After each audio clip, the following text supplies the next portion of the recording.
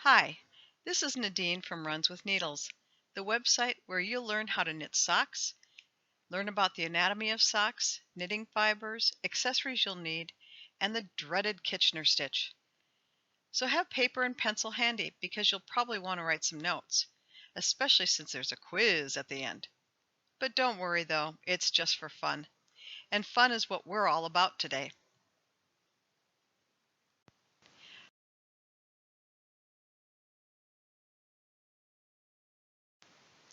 How to use this training. Since this is a video, the controls are at the bottom of the screen. Anytime you want to stop, hover your cursor over the bottom of the screen and click the pause button. Whenever you hear a very subtle chime at the beginning of a slide, that means that the topic will contain information that's used in a quiz question. So poise your pen and paper and get ready to write some notes.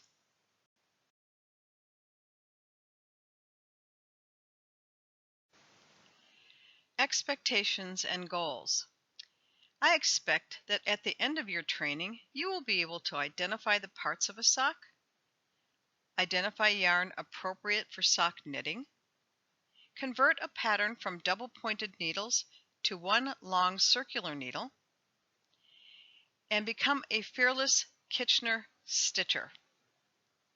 Our joint goal is to make sure that you will be able to successfully knit a pair of socks that you will be proud to wear.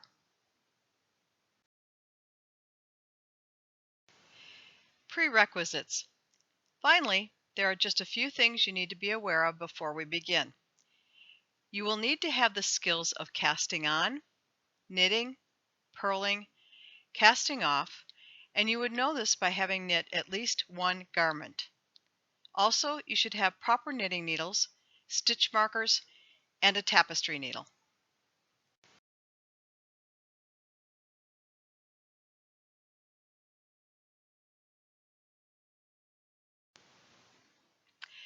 For the next few slides, you will see photos and information referenced from this book, Folk Socks by Nancy Bush. I highly recommend it.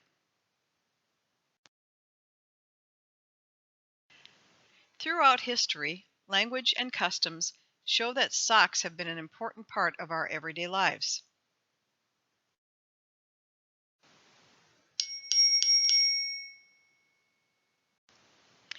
Here are some interesting famous last words and their meanings. To knock the socks off means to beat thoroughly. To pull one's socks up is to make an effort.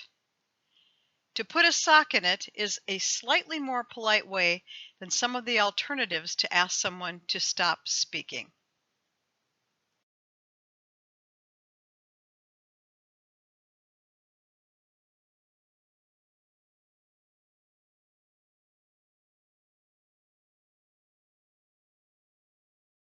Don't laugh. This is serious stuff. A study of 3,500 knitters published in the British Journal of Occupational Therapy finds that 81% of those suffering from depression reported feeling happy after knitting. More than half felt very happy. It correlates with what scientists are now understanding about the dopamine-producing value of sewing, embroidering, painting, knitting, and the like. Knitting and crafting and creating is really good for us, and it's good for us in all of the main areas where we need it to be good for us. Katie Levisay is a neuropsychologist in Denver. She points to the research, which is confirming what many have known intuitively for decades. Decreasing things like anxiety and depression, which we know highly prevalent in our society, particularly among women. She says Western medicine has gradually learned more about the powers of meditation and meditative activities. Keeping you in the moment as a therapeutic technique. And when you think about it, that's where anxiety and depression live, when we're flashing back to unpleasant or traumatic experiences, particularly in conditions like PTSD, or worrying constantly, catastrophizing about the future. Then there's brain chemistry, the dopamine produced when you work on something like a beautiful quilt. It goes right to your pleasure center, creating a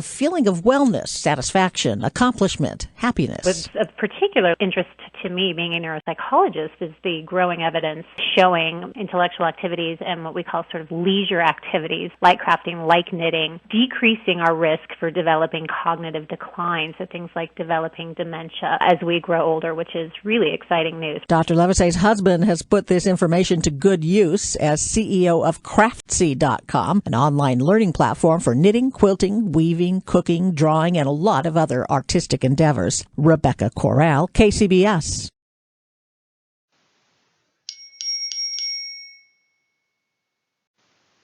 As you heard, the research, which is titled The Benefits of Knitting for Personal and Social Well-Being in Adulthood, Findings from an International Survey, have proven that when we knit, we feel a sense of calmness, relief from stress, and the dopamine in the pleasure center of our brain increases. So knitters, hold your needles high and don't apologize for taking time to enjoy your knitting. And if someone asks you about your knitting hobby, just tell them this hobby is keeping you happy and healthy. That completes this training module for Lesson 1. In Lesson 2, we will talk about the anatomy of the sock. For this module, please have paper and your choice of 6 colors of pens, pencils, crayons, or markers. To continue with this lesson, click on the Think, which is to the right of this video. This is the quiz. Then you can proceed with Dig Deeper, Discuss, ending with, and finally.